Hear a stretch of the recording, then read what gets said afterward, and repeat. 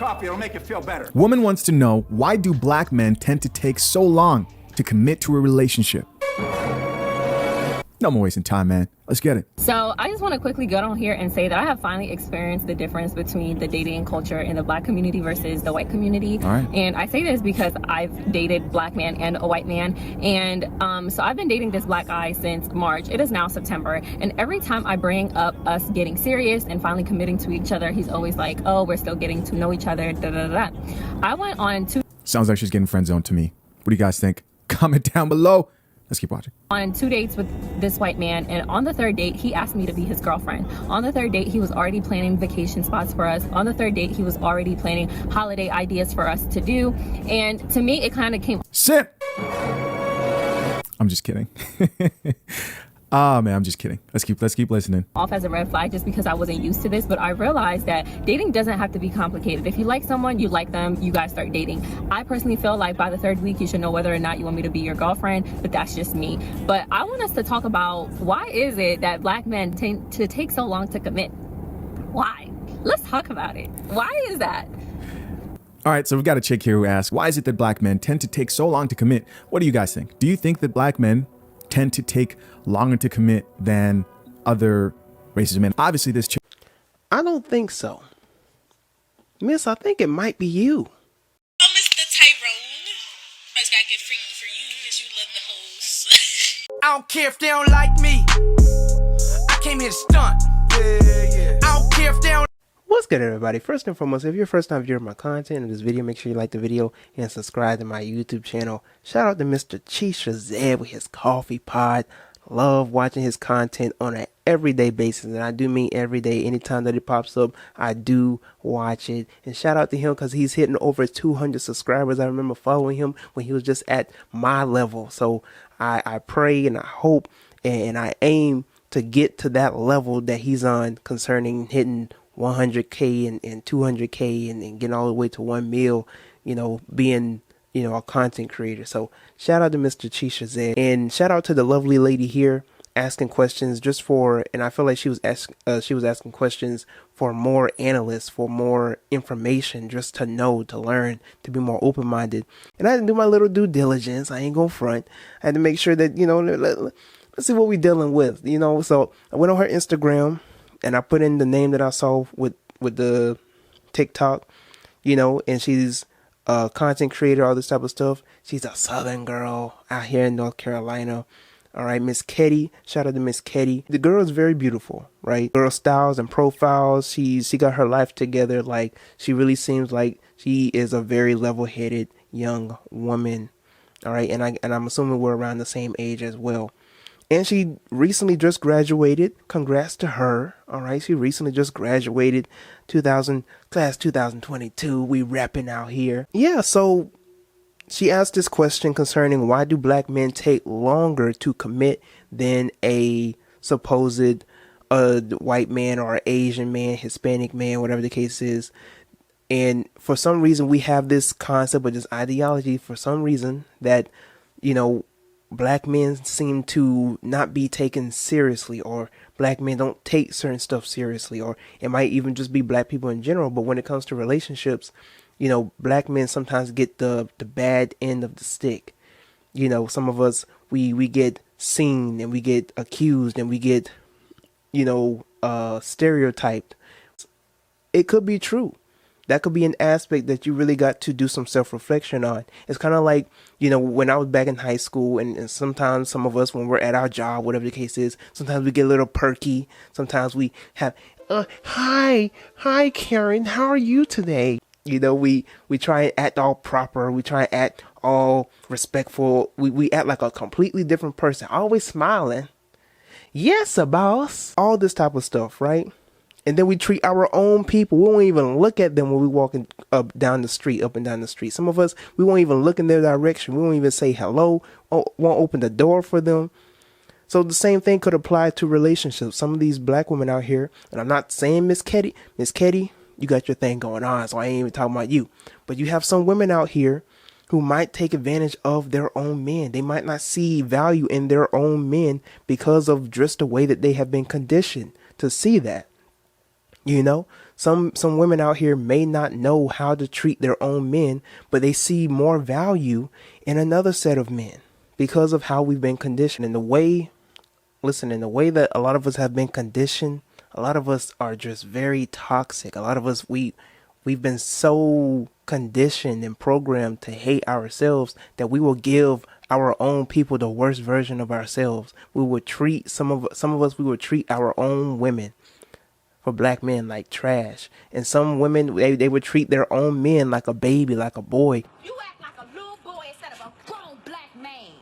But then they see other races of men, specifically white men, as a man. Thank you. And You were right.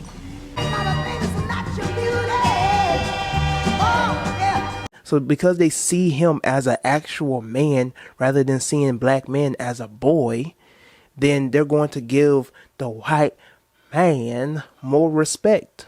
There's this psychiatrist named Dr. Frances Cress Welsing. She has a theory about the black man in America. She says that because of the system of racism, the black man in this country has been made to think of himself as a baby, not yet fully formed being who has not realized his full potential. So they're going to give him their actual best. They're going to actually put effort in how they portray themselves, how they speak to them. You know, they can't call Todd and Billy Bob and Connor, you ain't that young. I hate you. You selfish, you arrogant, and so stupid. Byron! From ass for Byron! Listen, hey, shut up. Be quiet, listen. What is that? That's the baby mama from hell. I need that Brazilian wavy 28-inch. You playing? Fucking with you anyway. I need a baller ass, boss ass nigga. You's an off-brand ass nigga. Yeah, they can't do all that. Because they ain't, for one, they ain't going for that. And two, it would just be a little out of place for you to be calling little Connor the N-word. You know what I'm saying? Miss my wigger. I really miss my wigger. So yes, a lot of us have been conditioned to not only hate ourselves to the point where we inferiorize ourselves, but we also inferiorize and don't see the value in other sets in our own reflection. Some of us out here, we don't see our reflection. We don't see the value in our own people, but we will definitely see value in other races of people. And we'll try and cover it up and masquerade it like, oh, it's just a love. I couldn't help who I fell in love with. All this type of stuff, right? But you have to understand that if you're going to be somebody who is about black empowerment, black love, black magic, baby, all this type of stuff, then you have to understand that you have to preserve that which you love. Every set of people does that. The first law within nature is self-preservation. You can't be somebody out here talking about you love being black, you love your black self, you love your black hair, you love black culture, whatever that is, and yet you won't go out of your way to preserve it. I'm somebody who is 100%, 110% into the motive of black love. Now, on the flip side, you have a lot of men out here, you have a good amount of men out here who haven't been taught to commit to something good, right? Now, we've dealt with the case of women not presenting themselves the way that they need to, you know, when it comes to, you know, a black man. But let's play devil's advocate here. What if a woman is truly good and she's messing with somebody who have good intentions, right? I've talked about this on a TikTok, that there's a difference between a good man and then a man with good intentions. A man could have the good intentions of wanting to treat you good, wanting to take you out, wanting to treat you like the woman that you deserve to be treated as. And yet, even though he has good intentions, he doesn't act upon those good intentions, right? He'll say one thing, but he'll do another. And I might have to make a podcast episode or a video concerning that whole topic. There's a difference between a good man and a man with good intent.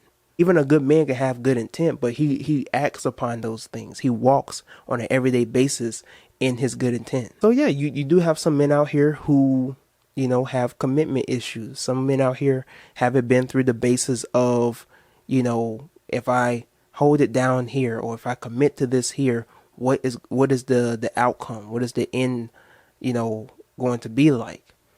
You have to understand some men out here have been traumatized. Some men out here have been through the loops of relationships that haven't worked out. So they might be a little more hesitant to cuff you. They might be a little more hesitant to, bury the hatchet. But I wouldn't say that's generally black men. Generally I've heard a lot of black men, they get in a relationship with a girl within 9 months, within less than a year, they get engaged, or within a year or two, whatever the case is. So it varies. And this also applies to the type of men that you pick. You have to also be aware of the type of men that you also interact with and that you also pick. Or it might be questions that you need to ask. If he hasn't put if he hasn't put a ring on it, or rather, if he hasn't asked you to be his girlfriend, does he have other girlfriends? Are you just one of the people on the roster? Is he ready to give up the roster? Because there's some men out there, might have good intent, might treat you well, might stay up with you late at night, all this type of stuff, but he has a roster. He still want to have a little bit of his fun left. You can't hold a man against that, but you have to be aware of that as well. But let me know how you personally feel about this in the comment section below. All right, let's have a discussion about this. Let me know. I want to know what you personally feel about the basis of this topic. All right, and before you go, check out these other videos.